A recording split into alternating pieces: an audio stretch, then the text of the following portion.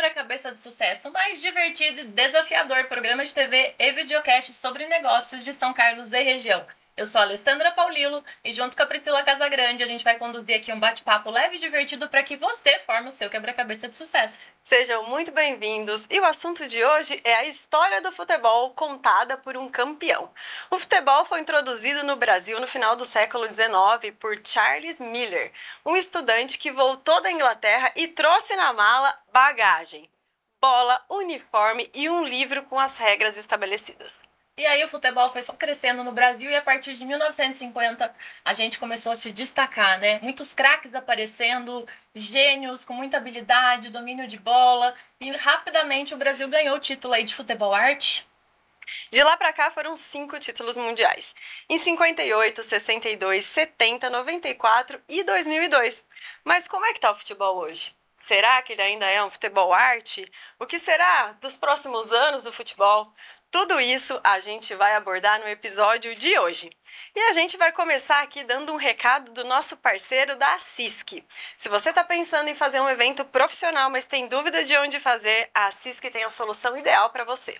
Lá na CISC você pode realizar o evento num auditório, tem toda a estrutura ali audiovisual, climatizado, moderno e ainda tem todo um ambiente ali planejado para você fazer o seu coffee. Mas calma, viu, gente? Se você quer um espaço um pouco menor, a CISC também pode te ajudar, porque ela tem uma sala de reunião com infraestrutura audiovisual, ambiente climatizado e aconchegante para até 28 pessoas. E aí, se você não é sócio da CISC, se você não é associado, não tem problema.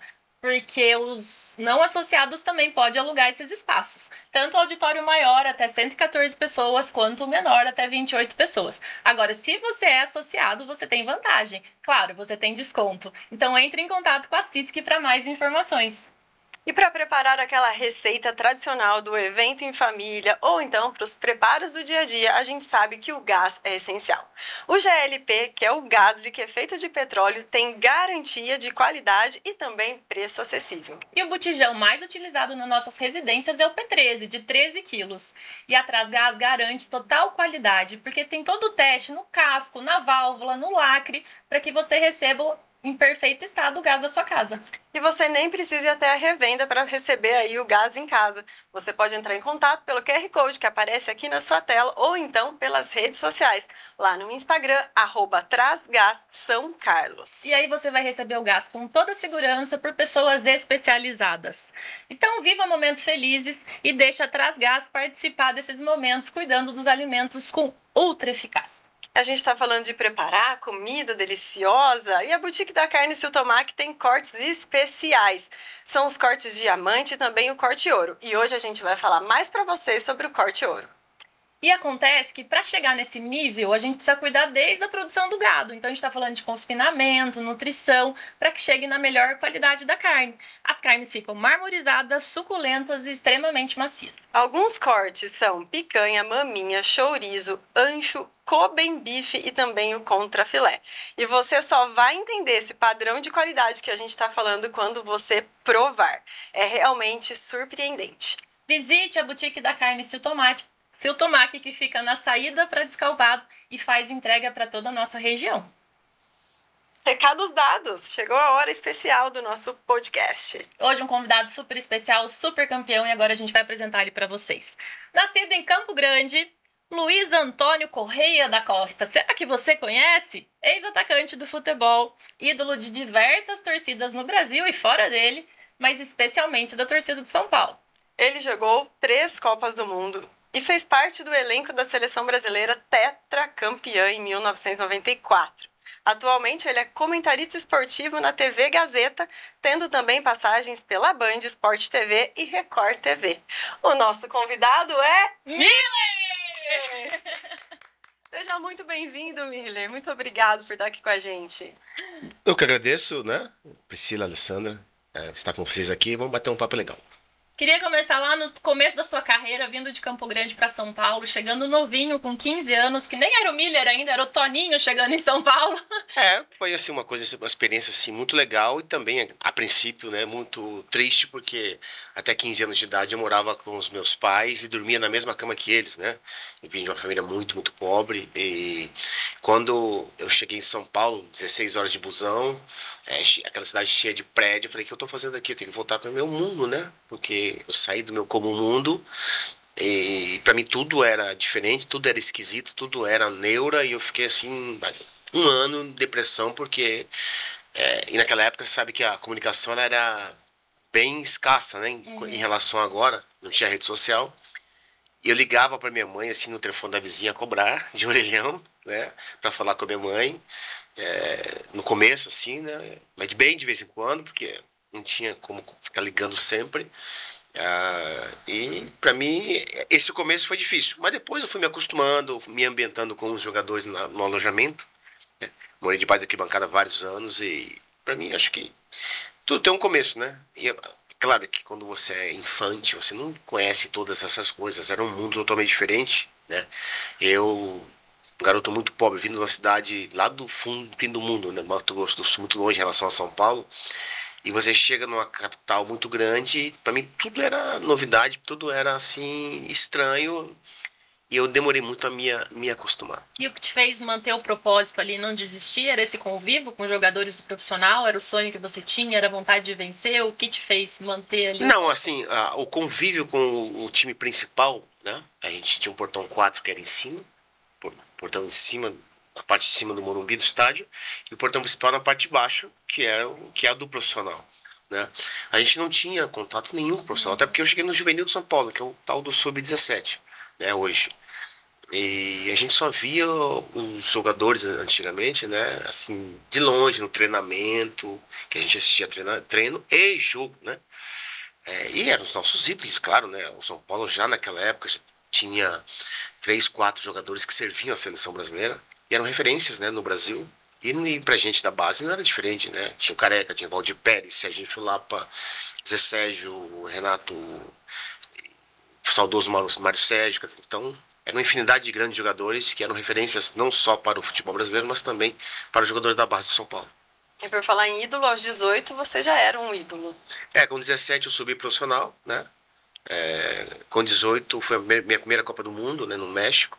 Lógico, eu já era profissional do São Paulo, já jogava no profissional, né? Naquela época, por conta da lei do passe, né, o jogador ficava mais tempo no seu clube, porque o clube detinha todos os direitos do jogador, diferente de hoje.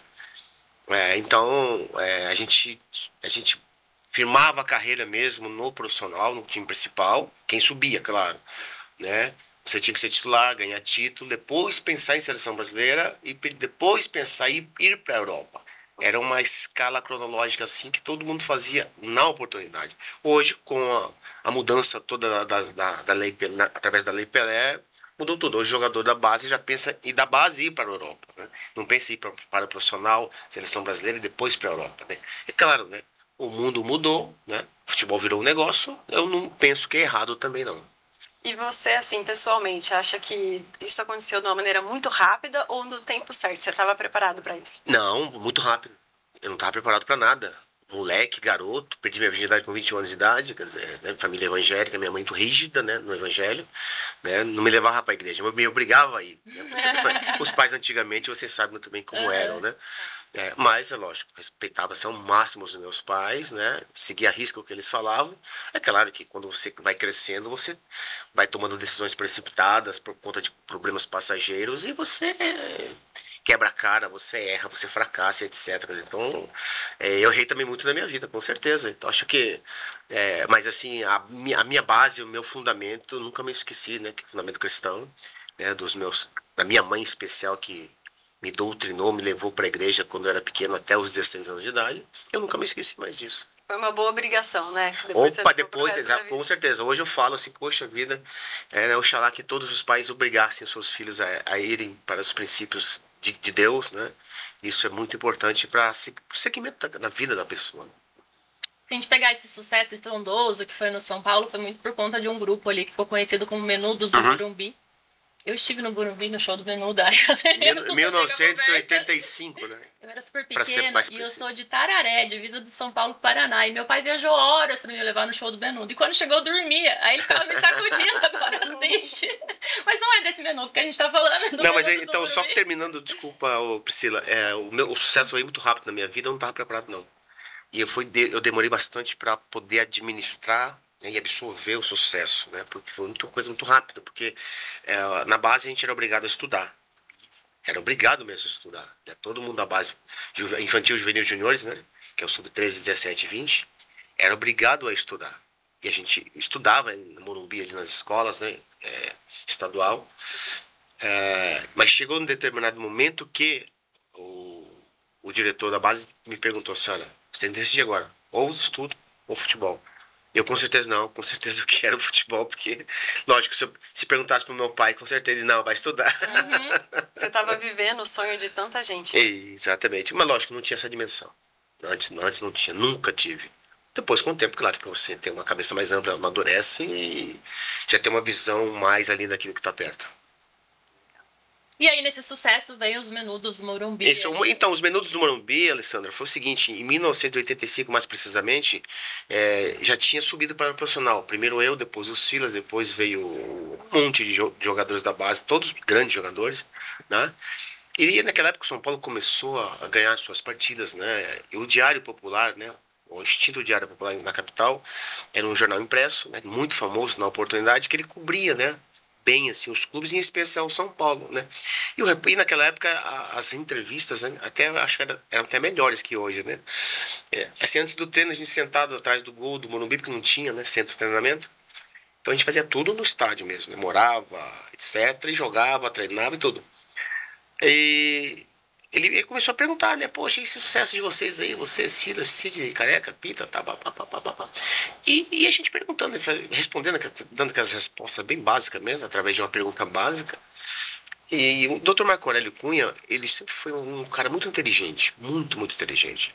Ele, na oportunidade, ele era médico da base, né, do São Paulo, e ele também subiu junto comigo. Não, ele subiu até antes, ele subiu em 84, eu subi em 84 junto com ele. E o Dr. Marco Aurélio era médico do São Paulo na oportunidade, e ele disse assim, esses aí são os Menudos do Morumbi. Ele que deu esse nome, não foi o repórter. Por conta os Menudos faziam shows, né? Só no estádio, né? Só no estádio do Morumbi, né? Gugu Liberato pegou os Menudos, se abraçou, aquela coisa toda, né? E o programa era muito, muito famoso. E os Menudos, realmente, aquele grupo porto-riquenho, revolucionou, né, a música também aquela geração de jovens, né? Só tinha jovens nos seus shows, né? E eram todos os shows no Morumbi. Então, como o Dr. Marco Aurélio teve essa ideia, o cara do Diário Popular colocou no título outro dia assim, os Menudos do Cilinho, os Menudos do Morumbi, que era eu, Silas, Sidney, Careca e Pita, né, que eram 5, né, integrantes. E pegou. Na oportunidade pegou, depois o Globo Esporte, a Globo fez, né, uma matéria com a gente, quer dizer, então... A gente levou super na esportiva, assim, legal, tá sempre exatamente da melhor maneira, tá, e ficou tudo bem, tudo certo. E olhando pra trás, quando você olha esse grupo hoje, por que deu tão certo? Que características que esse grupo tinha? Era uma novidade na oportunidade, né? Era um grupo porto-riquenho, né? Você sabe que eles têm, eles têm, assim como o baiano tem uma axé nos pés, eles têm a dança, né? A merengue, né? A salsa, a merengue, eles têm a dança já. Já visto o Rick Martin aí, o sucesso que ele faz solo, já há mais de 20 anos, em alto nível, faz show no mundo todo. Ele era um integrante, né, do extinto grupo Menudo, né? Era Rick, né? Hoje ele é Rick Martin.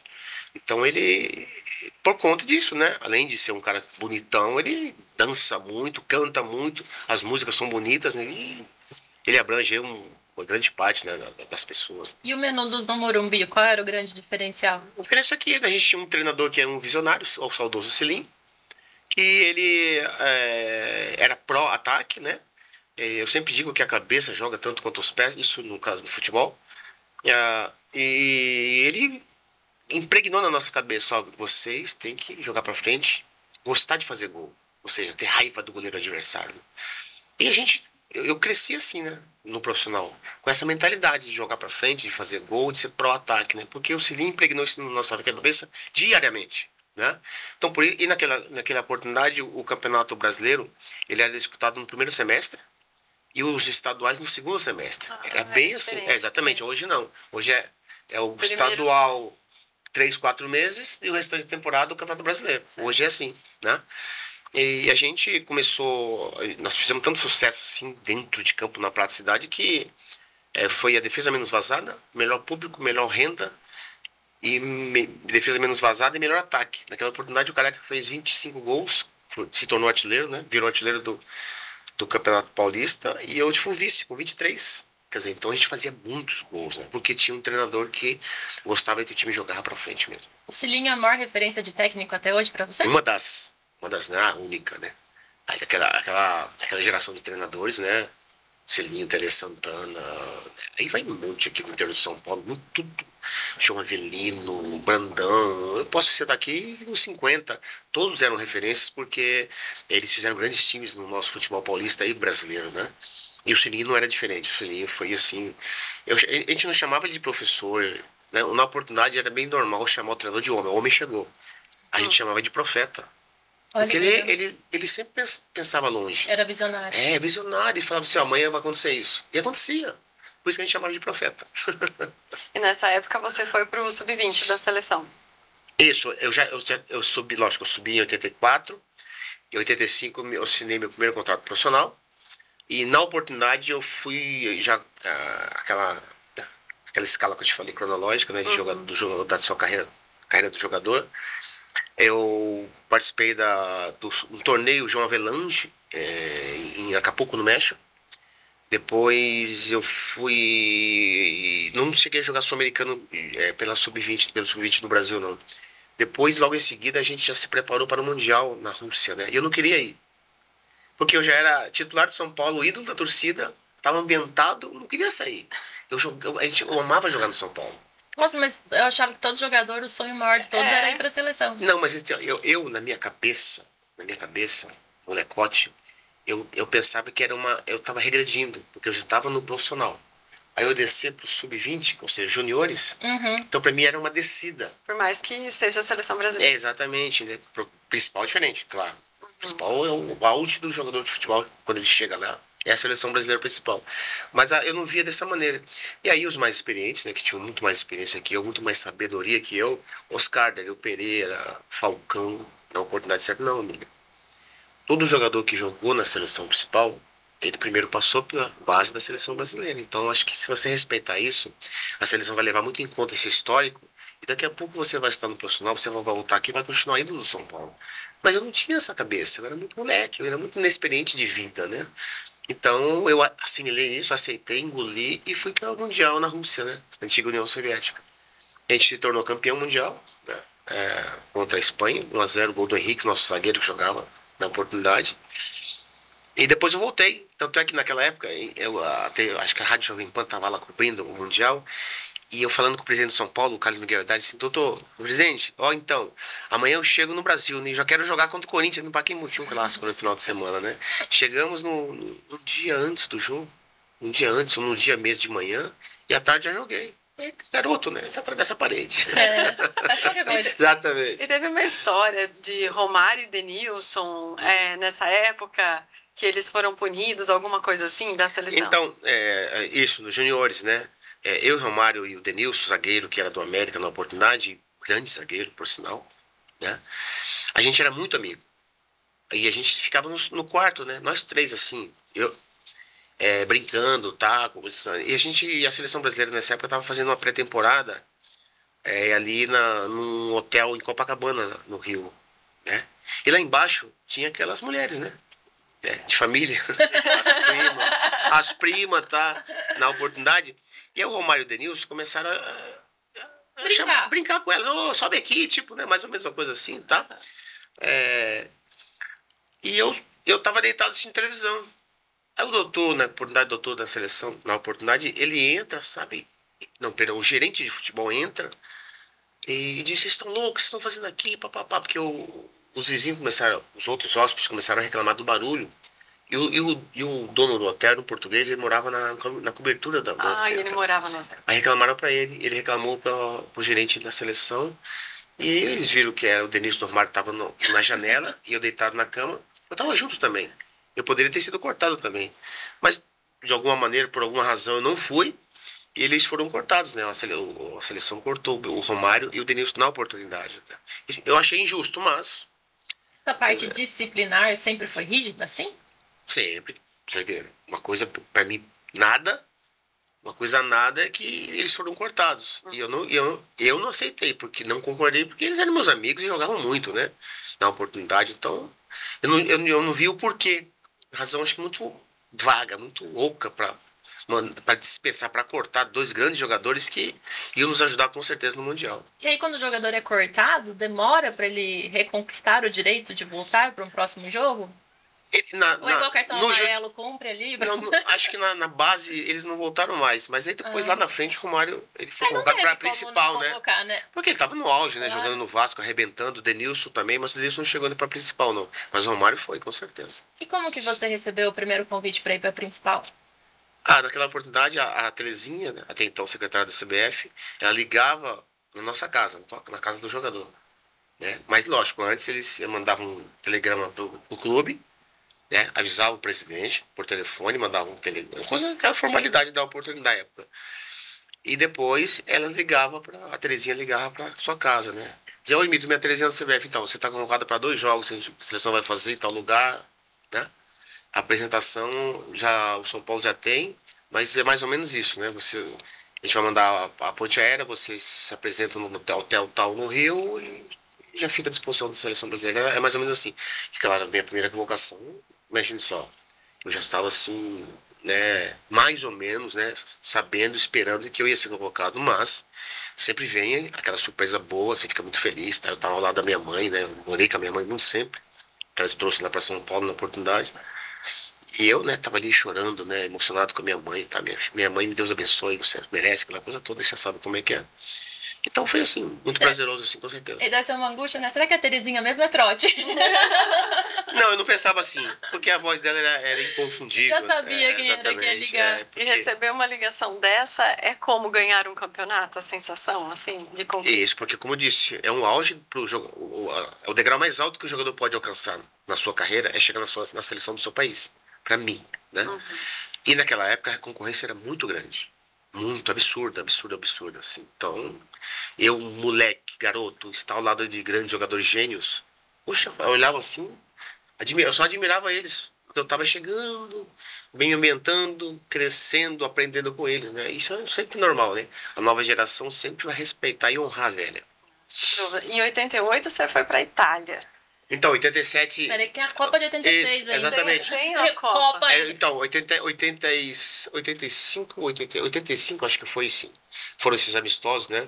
Na primeira convocação foi um amistoso contra a Alemanha em Frankfurt e contra a Hungria em Budapeste. Né? Na primeira partida eu joguei titular, depois na segunda o Renato Gaúcho jogou titular, eu entrei no segundo tempo e aí já comecei a ir todas as convocações já, né?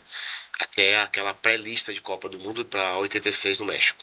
E aí, em 86, você foi meio como fã dessa galera também, né? Chegando na sua primeira Copa, admirando. O Tere Santana, o saudoso Tere Santana, ele convocou, né, assim, quase 10 atacantes. Foi meio a base do São Paulo também? Ele fez uma, lógico, foram 6, né, do São Paulo, né? Ele convocou, assim, ele fez uma pré-convocação, né? E a gente se apresentava na Toca da Raposa, ficava ali 40 dias treinando, quase 2 meses, na Toca da Raposa. E daquela preparação pré-Copa, ele ia levar, lógico, né, os 22, que era sempre base isso, normal. E na oportunidade ele levou 10 atacantes nessa pré-lista. Numa certa feita ele chama um certo dia lá, ele chama os 10 atacantes e diz assim, olha, o Tele era muito... Se falava muito pouco, né? Assim, ele é bem direto. Exatamente. Ele disse assim, então, desses 10 aqui pra Copa eu só vou levar 4, se virou as costas e saiu. Eu olhei assim do lado, só... gigante, né? E eu, molecote, chegando agora. Eu disse, obrigado pela parte que me toca. Entendi. Puxa, eu falei, tô morto. Como é que eu vou pra Copa? E o Renato Gaúcho, o Éder, o Careca, o Casagrande, o Éder, eles já vinham eles já eram os ídolos nacional, eles já vinham de grande sucesso na seleção brasileira nas eliminatórias de 85, que eu não fui. Uhum. Então eles já eram assim, os queridinhos do Brasil. E por conta do sucesso que eles faziam nos seus clubes e na seleção brasileira. Então eu chegando assim, de franco atirador, eu achei que, realmente eu achei que não ia. Porque de 10 levar 4, 40%, eu falei, tô morto, quer dizer, eles já estão na minha frente há anos-luz, né? Então pra mim foi assim, uma coisa, foi uma surpresa boa, porque ao longo da preparação, muitos se contundiram e foram cortados, né? E naquela época a gente brincava, a gente dizia assim, olha, se pegar uma gripe é cortado. Porque tem muita gente boa, né? Então não tinha jeito de você. Como é que você ia Qualquer fazer? motivo era. O médico chegava e dizia assim, então, você tá sentindo alguma coisa? Era assim mesmo. Não, doutor, tô bem, e você às vezes gripado, dor de cabeça. Mancando, puxando a perna, tudo Cansado. bem, ótimo. Não podia falar nada. Se falasse, era cortado na hora. Isso era normal na oportunidade. E quando você pensa na Copa de 86, qual que é a melhor lembrança que você tem? Lembrança do aprendizado. Foi uma escola. A geração de 82 eu peguei. Aquela geração de 82 estava em 86. Falcão, Sócrates, Zico, Dirceu e etc. E eu peguei. A maioria estava, né? Leão, puxa, Leão foi um grande jogador. Disputou 4 Copas do Mundo. Ele era meu companheiro de quarto. Que delícia. Imagine só. Então ali para mim foi uma escola, porque eu aprendi muito com eles. Muito, muito dentro e forte. Uhum. Então para mim, a 86 a Copa foi uma faculdade. Ou uma escola, que seja. 90 eu já estava no auge da minha carreira, eu jogava na Itália, em Torino, na sede do Brasil. Eu jogava e morava em Torino, então, para mim já foi uma outra coisa, mas assim, a de 86 foi, nossa, tudo para mim era novidade, era bom, era legal, quer dizer, então imagina só, a gente ficou mais 50 dias lá no México se preparando até a Copa. Né? Ficamos 10 dias em Toluca, depois 15 na Cidade do México, no centro de treinamento da seleção mexicana, 15 dias, e o restante da preparação até a Copa, começar a Copa, em Guadalajara, que era a nossa cidade sede, no centro de treinamento do América, acho que é do América. Então a gente foi assim, uma experiência maravilhosa. Puxa, eu me lembro de cada detalhe, assim, eu falo assim, nossa, e tudo isso era um privilégio de Deus na minha vida, porque eu não imaginava que eu ia para a Copa. Eu imaginava que todos aqueles que estavam na minha frente estavam mesmo. Eles iam eles, né? Eu era a zebra pra ir. E a zebra acabou indo. E aumentou a responsabilidade, né? Poxa. Você falou, nossa, só quem ficou para eu estar aqui. Então eu tive que aprender na marra a lidar com a responsabilidade muito grande, né? Porque time grande é uma responsabilidade muito grande, imagina a seleção brasileira, Copa do Mundo, o mundo inteiro te vendo. Então, em 86, no México, eu virei o queridinho do Brasil. Eu saía no shopping em São Paulo e tinha que fechar a loja, fechar ali, porque eu não podia sair. Muita gente, assédio, aquela coisa toda. Então, eu não estava preparado para nada disso. Nada, não sabia administrar, eu estava deslumbrado. E uma pressão também, né? Às vezes as pessoas diziam assim, ele é metido, né? Não era metido, eu era deslumbrado. Eu nunca vivi aquilo. Para mim tudo era novidade, tudo era bonito, aquela coisa toda. Imagine só.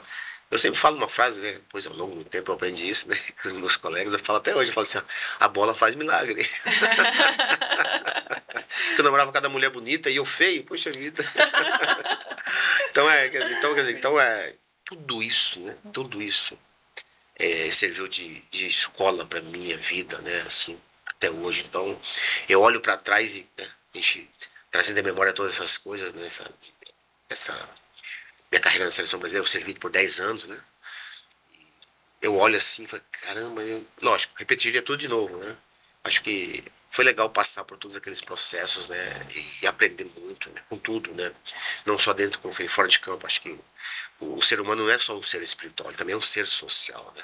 E hoje as pessoas não entendem isso, né? Eu tava falando até eu tava falando hoje com os meus amigos no clube, e dizendo que um jogador de futebol hoje de um time grande, ele não pode ir para hoje chama balada, antes era boate, né? Ou discoteca que seja.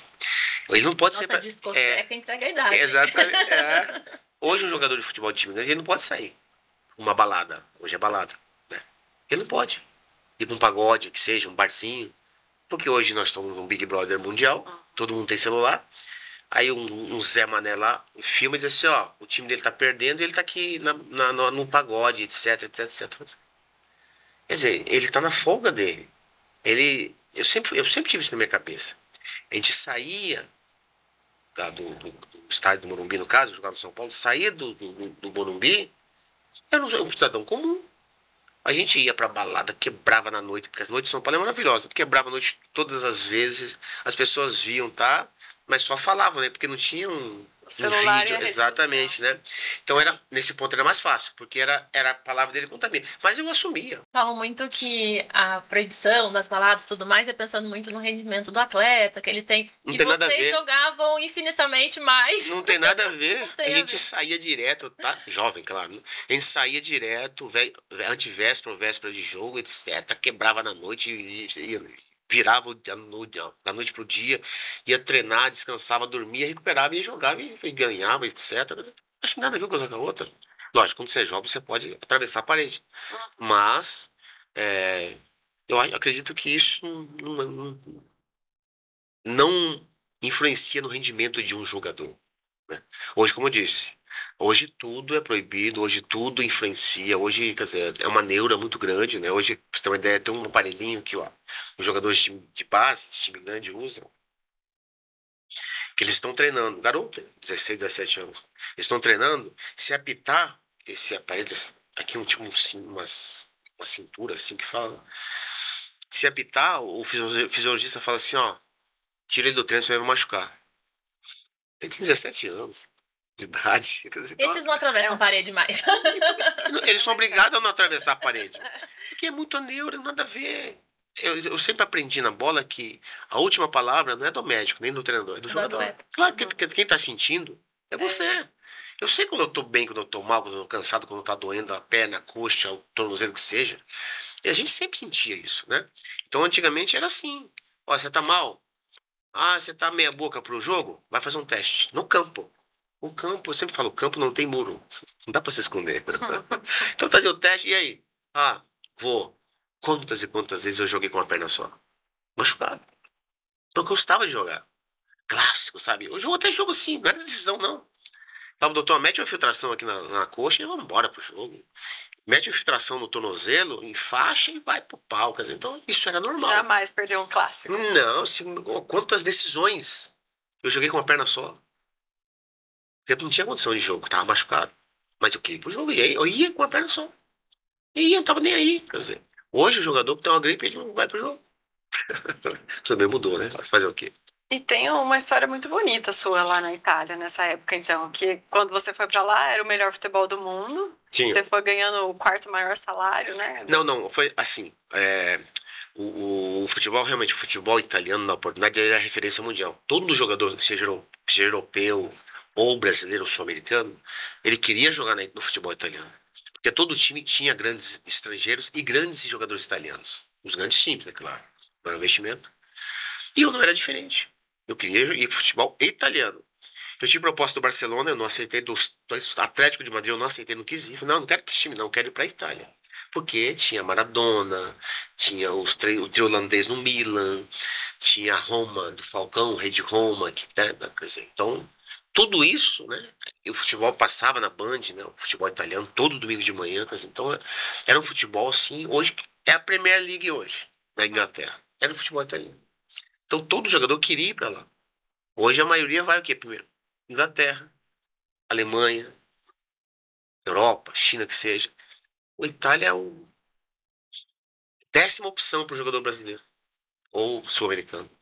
Né? E quanto tempo você ficou lá, amigo? Fiquei 3 anos no Torino. Né? Então, quando eu cheguei lá, assim, quando eu cheguei eu ganhava pouco, não ganhava muito. Lógico, em relação a São Paulo, ganhava mais, claro, dólar, né? Mas ainda existia, né, a lira italiana. Libra esterlina existe até hoje, mas a lira italiana, a peseta espanhola, né? Existia a sua moeda de cada país, tinha a sua moeda. E além disso, o dólar. O euro veio só depois. Então, no meu primeiro contrato, realmente foi um contrato assim, furreca, não foi um contrato astronômico, não. Só no segundo ano de Torino, aí realmente eu fiz um contrato muito bom. Eu era o segundo estrangeiro mais bem pago da Itália. Só perdia pro Maradona. Uau!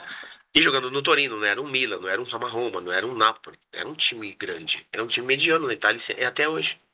Mas o Torino tem uma torcida apaixonada, se apaixona, uma torcida maravilhosa. Então, eu queria sair mesmo, porque no time, eu fiz 11 gols no Campeonato Italiano no primeiro ano, e o segundo ano, e nós caímos para a Série B. O time foi rebaixado. E Eu sabia que a Copa do Mundo de 90 seria na Itália, porque já tinha saído, né? Da FIFA, tá? E eu dizia assim, não, não Na vou. segunda Eu falava, divisão, eu falava, vai me eu ver. falava na imprensa, não vou jogar a Série B. Se eu jogar a Série B, eu não vou pra seleção brasileira, porque a concorrência da seleção brasileira era muito grande. Por conta disso, eu falei, não, eu não vou jogar. Eu falava na imprensa normal, sim. Eu não vou, quero ir embora, quero mudar de clube. E na oportunidade, a Lazio, Roma e o Milan me queriam. Né? Depois do primeiro ano de Torino. Fomos rebaixados. Aí eu chego, depois de 10 dias, me apresentei no Torino, né? E o time já estava na pré-temporada, nas montanhas, né? Porque lá o verão é muito quente mesmo. Eu cheguei assim, tudo bem desanimado, assim, tá? Aí fui reunir com o presidente, né? E o presidente já era o novo presidente, né? Um banqueiro lá que era apaixonado comigo. E eu não sabia, né? Aí ele sentou, conversou comigo assim, pá, pá, pá, pá, pá, pá, pá, pá, pá, pá. Eu fui pra Série B, me convenceu. Eu tinha contrato também, né? Tinha 3 anos de contrato, era meu segundo ano. E eu fui pra pré-temporada com o time. Cheguei lá, tá, desanimadaço mesmo. Assim, nossa. O meu corpo tava lá, mas meu coração não estava. Fiz a pré-temporada, tá atrasado, né? Porque os outros estavam 10 dias na minha frente. E aí, realmente, mas mesmo assim, eu estreiei os primeiros 5 jogos da Série B. Os primeiros 5 jogos, assim, eu estraçalhei. E o Torino fez grandes contratações pra Série B, contratando jogadores da Série A. E o time era muito melhor que o primeiro ano. Que foi rebaixado. Exatamente. E aí eu peguei, no meu quinto jogo, eu voando baixo, assim, 1988, lembro como se fosse hoje. Era outubro de 88. Aí o presidente, a secretária dele me liga e falou assim: olha, o presidente quer jantar com você. Eu sabia que ele já era apaixonado comigo, mas até certo ponto, né, claro. Aí estamos jantando assim, eu, ele, o meu irmão e o diretor. O diretor não gostava de mim. Era um diretor novo lá, tá, mas eu tava nem aí, quem mandava era o presidente. E ele falou assim: então, eu não quero que você vá embora, tá? Quero que você fica, tá? Etc. Ah, tá, é verdade. Eu tinha acabado de ser convocado para a seleção brasileira. A seleção brasileira ia fazer um amistoso contra a Itália em Bolonha. E o Lazzaroni, o treinador, ele me convocou. Eu não esperava, realmente não esperava. Eu, caramba, fiquei, nossa, pulei de alegria. Topei mesmo. Abracei minha mãe, meu irmão que moravam comigo. Pá, pá, aquela coisa toda. E aí o presidente me chamou pra jantar. Foi isso mesmo, exatamente. Agora que eu lembrei desse detalhe que eu tinha esquecido. E estamos jantando, tá? E ele falou assim: ô, Mira, eu não quero que você vá embora daqui, eu quero que você fique. Eu amo você. E realmente ele. Era verdade. Porque tem aquela velha frase, né? Quem gosta, demonstra. Uhum. E realmente ele demonstrou. Porque ele falou assim: quanto você quer ganhar? Aí eu olhei pro meu irmão assim, meu irmão falou assim: ah, meu, pede lá em cima, porque ele não vai aceitar mesmo, e você vai embora. Eu falei: ah, é verdade. Minha cabeça foi assim. Eu quero, na oportunidade, 1988. Eu quero US$ 150 mil por mês. Eu ganhava US$ 30 mil por mês. Esse contrato muito ruim, mas é verdade. Aí o presidente falou assim: pô, o diretor falou assim: você quer ganhar mais que o Maradona? No Napoli? Eu falei assim: ninguém que falou de Maradona. Falando de mim. Você perguntou? Eu tô respondendo, ué. O chefe perguntou, eu tô respondendo pra ele. Aí o presidente ficou quieto. Falou nem sim, nem não, falou nada, tá? E continuou. O italiano é assim, né? O jeito dele, friozão, tá? Meio ignorante. E eu também fiquei na minha, tomando meu vinho lá, de graça mesmo. Tomei uma garrafa de vinho, tá? Comi uma massa. Na Itália eles comem maravilhosamente bem. Aí despedimos, tá? A gente foi embora, não aconteceu nada. Não tratamos nada, não confirmou nada. Eu também tava de boa. Falei: o quê? E fiquei na retranca. Fui embora pra casa. A gente ia jogar, era uma sexta-feira. Nós jogamos contra o Monza. Isso mesmo. Torino e Monza, em Torino, no antigo Comunale. Hoje é o estádio da Lealpe. E esse jogo nós goleamos, eu arrebentei com o jogo, fiz 2 gols. Aí segunda de manhãzinha, toca no telefone fixo, toca em casa. A secretária do presidente: o presidente quer falar com você. Seria aqui no escritório. Fitio, né, que chama. Eu fui lá. Aí tomo lá, assim, tomando café da manhã, eu e ele, assim, tá, eu quieto. Esse dia eu fui sozinho. Meu irmão tava dormindo. Ele falou: vai lá, eu quero ir não. Eu falei: tá bom. Aí tamo na resenha, né? Resenha conversa. Tamo lá conversando, pá, tá, aquela coisa toda. E eu já queria ir embora, sabe? Falei, presidente, eu vou do Via, né? Eu vou embora, vou passear, vou... Fiz 2 gols ontem, eu quero desfrutar desse meu dia, porque domingo que vem já tem jogo e é outra responsabilidade, tá? Ele falou assim, pô, você acha que eu te chamei aqui de graça? Pra você comer comigo, café da manhã, né? Fazer colazione? Não, pô. O teu contrato tá pronto aqui, ó. Meu contrato? Ele falou assim, pô. Lê aí. Não pediu? Você é de acordo? É. Aí eu li assim, eu já sabia, né? Italiano, já lia tudo. Aí eu li. Era 88, era um contrato até 94. 1994, lembro como se fosse hoje. E ele realmente me pagou US$ 150 mil. Conquista. Aí eu falei assim, caramba, e agora? Tem que fazer E acontecer. eu já querendo ir embora, né? Eu falei assim, vou pro Milan, vou pro Barcelona, vamos sair pras contas, né? Pra Roma, que eu gostava de Roma, né? Cidade maravilhosa, né? Eu falei, vou pra lá, noite boa. Já pensei assim. Aí ele falou assim, tudo que você pediu tá aí. E era normal naquela época, bem normal, sabe? Pra qualquer estrangeiro, tá? Eu tinha 12 passagens, primeira classe, São Paulo e Milano, né? Porque não tinha de voo direto pra Torino, né? Isso é normal, eu tinha. Já tinha no meu primeiro contrato e prevaleceu o que eu pedi, né? Aí eu falei assim, nossa, presidente. Ele falou assim, você pediu, então tá aí. Falta alguma coisa? Tipo assim, né? Meu, baixa tua bola, E porque... joga. Agora vai. Exatamente, exatamente. Em outras palavras, ele falou isso. Eu falei, não. Ele falou assim, então assina. Você sai daqui se você assinar. Se não assinar, aí eu deixo você embora do Torino mesmo. Não tinha jeito, né? Não tinha, eu realmente assinei o contrato. Era o segundo estrangeiro mais bem pago da Itália. Depois do Maradona. Maradona era o primeiro, disparado, né, porque era o Maradona. E eu falei assim, aí eu assinei o contrato, ficou uma cópia comigo, né? Aí eu discutimos lá como seria, né? Que é normal você receber, né? Uma parte aqui, outra parte, pá, etc. Aí ele falou assim, você tá de carro aí? Esse dia eu não tava de carro. Esse dia eu fui com, acho que eu fui a pé, porque era perto da minha casa, exatamente. Eu morava no centro de Torino. Centro não, assim, num bairro de Torino assim. E o escritório dele era um quilômetro. Eu fui a pé, era moleque. Falei, vou a pé. Frio, tava frio. Eu meti um capoto, né? Aquele jaquetão, tá, pá. Andei a pé, tava, porra, flor da idade e tal. Falei, não, eu vim a pé, né? Vim a pé, porque 1 quilômetro de casa aqui, no escritório teu, tô. Mas eu volto a pé, não tem problema não, tá? Com o contrato debaixo do braço. Ele disse assim, toma essa chave aqui, ó. Vai com esse carro. Vai com esse carro. Como você tá falando? Ele falou, vem cá, pra demonstrar meu amor por você. Aí cheguei lá fora, é uma Ferrari. Só esse carro aqui. Eu falei, você vai me emprestar esse Tranquilo. carro? Um Eu falei, contrato e uma É uma Ferrari. Eu vou Ferrari. falar então o ele, quê? Uau. ele falou assim, eu não vou emprestar, eu tô te dando. É teu, tchau. Bom dia, bom giorno, tchau. Virou as costas e saiu. Aí, Aí nossa. você falou, meu, eu vou ter que dar minha vida por esse clube agora. Putz, aí eu fiquei, por isso que eu fiquei no Torino. Aí tinha várias propostas, graças a Deus. Mas aí eu falei, não, vou ficar aqui. Eu estava ambientado também na cidade, conhecia todas as discotecas, todos os restaurantes, todos os meus amigos já. Eu criei meu como um Sua mundo vida lá da melhor. minha vida, tá? Me firmei, morava numa casa maravilhosa, então não tinha nada que reclamar, nada, nada, nada. E tava jogando bem, era ídolo da torcida, fazia gol todo jogo, então tava tudo certo.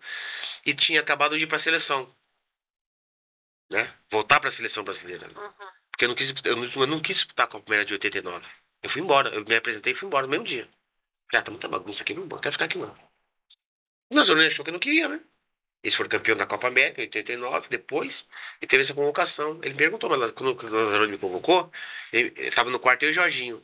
Ele me chamou, ele chegou lá para conversar comigo, e ele falou assim, ó, então eu tô te convocando para perguntar para você, você quer voltar para a seleção? Isso na Copa de 90. Não, em 89, nesse 89. amistoso. Na Tá. véspera. Na véspera do jogo, ele me perguntou, eu fui convocado, né, para amistoso contra a Itália em Bolonha. Ele perguntou no hotel, no quarto do hotel, talvez o Jorginho, ele perguntou, você tá disposto a voltar para a seleção? Você quer ficar? Eu falei assim, eu quero. E amanhã você vai ver o que eu quero. Eu falei, então beleza. E vou sair e voltou. Lazoni era um excelente treinador. E uma excelente pessoa. E a gente fazendo esse salto pra Copa de 90, porque ainda tem bastante pra falar pra frente ali, né? Que as vitórias do campeão. Não, aí na Copa de 90, a Copa de 90 foi... Uma desclassificação pela Argentina que não deu pra acreditar. Foi uma seleção muito forte, muito boa, só jogadores bons, né? Os meus contemporâneos, né? Bebeto, Romário, Careca, Valdo, Silas. Branco, Jorginho, Moser, Mauro Galvão, Tafarel, nossa, Renato Gaúcho foi também, Tita, Bismarck, foi um grande jogador, uma grande seleção. O único jogo que o Maradona fez alguma coisa foi contra a gente. Eu fiz 2 gols na Copa, né? E contra a Argentina, desde lá já era normal, assim, entrar junto, né? Aí fica parado assim, enfileirado numa seleção que outra ali, tá? E o Caniggia jogava no Verona, o argentino. E a gente era parceiro, porque o empresário dele eu conheci e que era deles também. Dele, do Balbo e do Sensini, que jogava no Parma. O Balbo também. E o Caniggia foi pro Verona. E eu peguei amizade com os três queridos, tá? Aí o Caniggia disse, Miller, pega leve hoje, tá? Assim mesmo. Eu falei, pô, já ganhamos. E nosso time era melhor. Mas era uma sensação, né? Então, exatamente. Falei, pô, vamos atropelar esse cara hoje. Olha, com 5 minutos de jogo, quase 10, nós já tínhamos dado 2 bolas na trave. Eu falei, hoje a gente atropela esse argentino aqui. E foi o melhor jogo nosso na Copa. Foi contra a Argentina. E naquele detalhe lá que o Maradona fez aquela jogada, a Caniggia fez gol. E depois no final perdi um gol também, quer dizer, então... tinha uma partidaça que a gente fez, que a gente podia ter goleado a Argentina no primeiro tempo já, decidido o jogo ali. Nós perdemos de 1-0 no segundo tempo e fomos desclassificados da Copa. Eu chorei muito naquele dia, porque nosso time era muito bom. Eu chorei. Eu fiquei uma meia hora chorando no vestiário. E eles no outro vestiário, do lado, cantando. E a gente ouvindo. E eu chorava. E depois daquela Copa, lógico, eu estava em Torino, na minha casa. Aí passou uns 2 dias, eu voltei para São Paulo, porque era férias, né? Dos times do Campeonato Italiano. E aí eu voltei depois, né? Voltei para Torino, a gente estava na Série A do Campeonato Italiano. Aí foi meu último ano de Torino, né? Tinha um treinador, Emiliano Mondoni, que já faleceu. Acho que ano retrasado. E ele não gostava de brasileiro. E me deixava no banco, né? E eu, caramba, o presidente me ama e o cara me deixa no banco, esse Zé Mané. Pô, você ficava doido. Eu era muito moleque também, assim. Eu era meio assim, né? Tolerância zero, sabe? Não tava nem aí. Aí passou quase uns 9 meses de Torino, de Série A, eu no banco. Às vezes nem ia pro banco. Aí eu cheguei pro presidente e falei, presidente, eu não quero mais ficar não, eu quero ir embora. Você tá louco? Quer que o meu treinador embora? Eu falei, não, ele é bom. Apesar de ele não gostar de brasileiro, mas ele é bom. Eu reconhecia isso. Tanto é que ele levou o time para uma final de Copa UEFA contra o Ajax. Torino e Ajax. Porque ele era um grande treinador. Só que ele não gostava de brasileiro. Era uma coisa dele. Todo time que ele passou, ele deixava os brasileiros no banco. Eu sabia disso. Eu falei assim, não, presidente, ele não vai mudar o pensamento dele. Né? E não, ele tá, o time é bom, ele é bom treinador, só tem esse detalhe. Então eu não posso ser o cara e todo mundo, sabe? Eu tá certo, todo mundo errado, não. Não faça isso, não. Você vai prejudicar o Torino. E eu não quero isso, porque eu gosto muito de você. Aí ele ficou assim, pô, cara, você vai voltar pro Brasil, você tem um contrato maravilhoso aqui. Você quer mudar de casa? Você quer pra colina? Você quer pra montanha? Quer fazer o que você quer fazer? Você quer agora, Miller? Pô, eu determinei, porque eu sempre gostei de jogar no São Paulo, São Paulino. Sempre amei meu país. Falei, não, presidente, eu quero voltar pro Brasil, não quero ficar mais aqui, não. Aí ele concordou assim, meio, né? Meio não concordando, né? Assinei minha rescisão. Ele só me pagou o que eu tinha até o final do contrato, assim, desse ano mesmo. Eu falei, não, os 3 anos que faltam, não precisa pagar nada. Não quero nada. Só me paga esse ano agora que eu realmente tô aqui, né? Esse ano.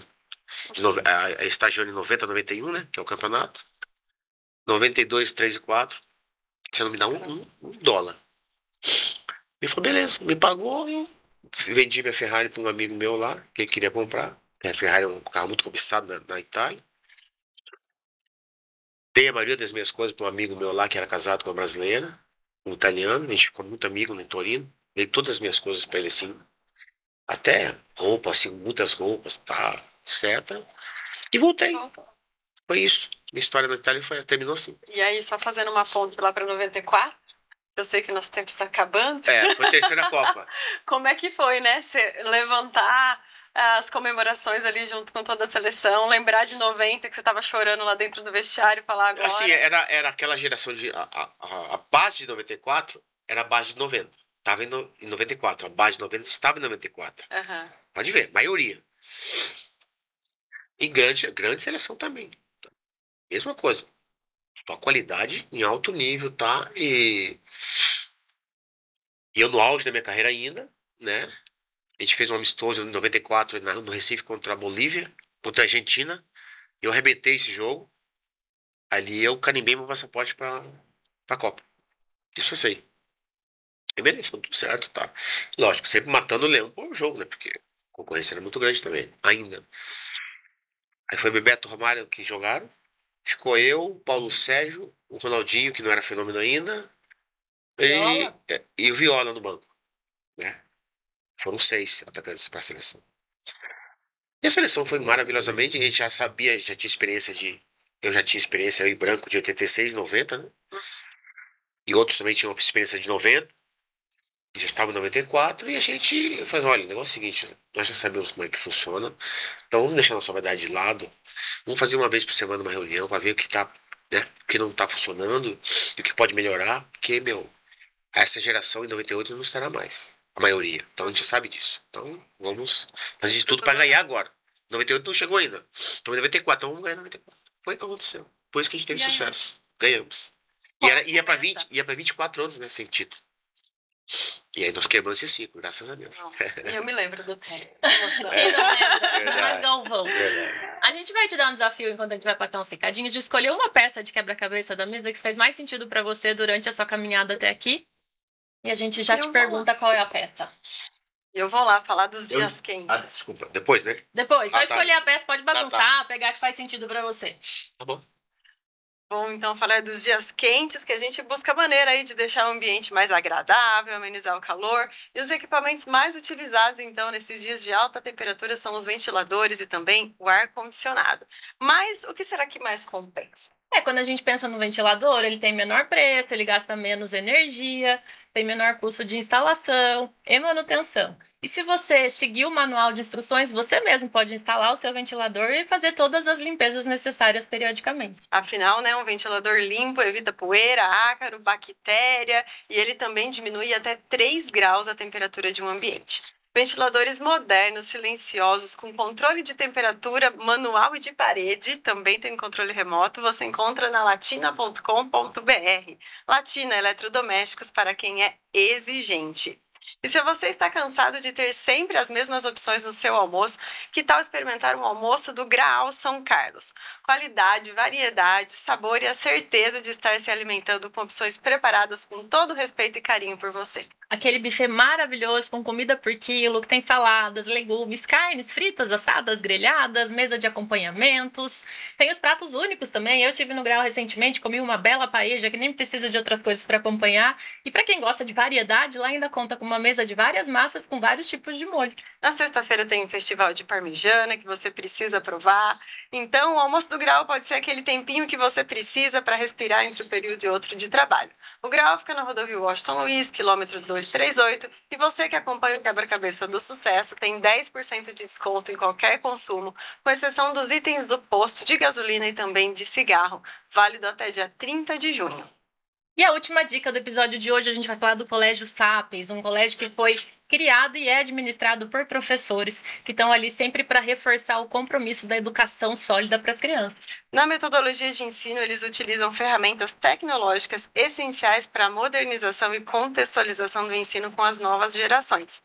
Esses e outros diferenciais contribuíram para que diversos alunos fossem premiados ao longo dos anos, resultado de todo o empenho e comprometimento da equipe Sapiens. Quer que seu filho viva essa conquista? Entre em colégio com o Colégio Sapiens através do site www.sapiens.com.br para você ter mais informações e saber tudo que o Sapiens pode preparar para o futuro do seu filho. Conseguiu escolher a sua peça? Olha, eu não vou dizer que eu gosto de todas essas palavras, mas a maioria eu gosto. Assim. É por isso que é um desafio. Então é só uma. Só uma. Isso aqui. Propósito. Por que propósito? Porque acho que propósito, na minha cabeça, é o nosso destino, né? Claro que para chegar no propósito a gente tem que respeitar os processos da vida, né? E eu sempre procurei agir dessa maneira, né?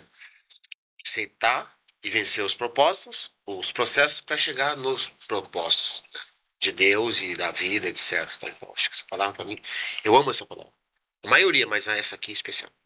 E do propósito te levou a diversos títulos, como a gente anunciou aqui no começo, Paulista, Brasileiro, Então, Libertadores, eu fui campeão Mundial, mundial com a seleção brasileira juniores e 94 nos com Estados a Unidos com a principal. principal. São Paulo foi 92 e 3, né? Em Tóquio, mundial de clubes, né? Então eu sou 2 vezes campeão mundial pela seleção e 2 vezes campeão mundial por clube, que é o São Paulo. Então eu sou 4 vezes campeão E eu mundial. sei que você tem amor por todas essas conquistas, mas tem uma que te marcou mais? A 93 com o São Paulo, porque eu fiz um gol inusitado, o terceiro, que resultou no bimundial. Então acho que não foi um gol bonito, mas foi um gol significativo, né? E o time era o Milan, o grande Milan da oportunidade. Então acho que esse título do bimundial em 93 para mim tem assim, uma importância assim, né, diferente. E hoje você segue ainda jogando futebol. Mais de Sim, brincadeira, participando de campeonato. então na capital tem essa prática, né? Que é uma febre já há muitos anos, né? De contratar os ex-jogadores para jogar, né? Num clube, numa festa, né? Numa cidade do interior de São Paulo. A gente viaja todo final de semana. É uma nova vertente que a gente descobriu que a gente não sabia que tinha, né? Então tem espaço para todo ex-jogador, né? Então todos os ex-jogadores eles fazem, né?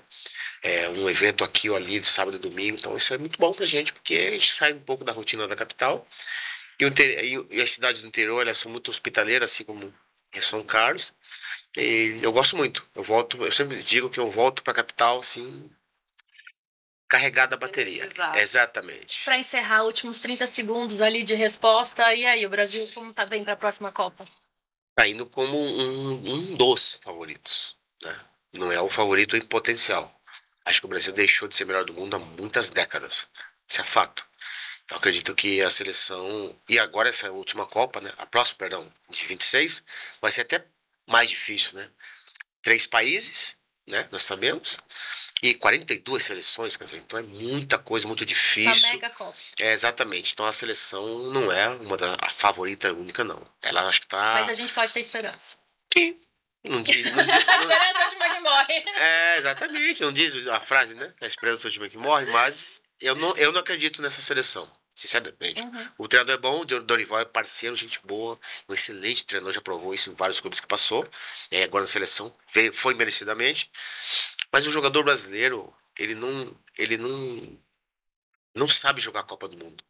Como as outras seleções, que até são inferior tecnicamente. Mas os jogadores sabem jogar a Copa do Mundo. E esses jogadores, eles enganam a torcida, né? Porque eles jogam bem um amistoso, uma Copa América. E o torcedor brasileiro não quer saber disso. Quer saber do Mundial, da Copa do Mundo mesmo, que é a prima-dona da festa. Então acredito que acabou o tempo e a nossa seleção não vai ganhar a próxima Copa. Para você, muito obrigada e até a próxima peça do nosso quebra-cabeça.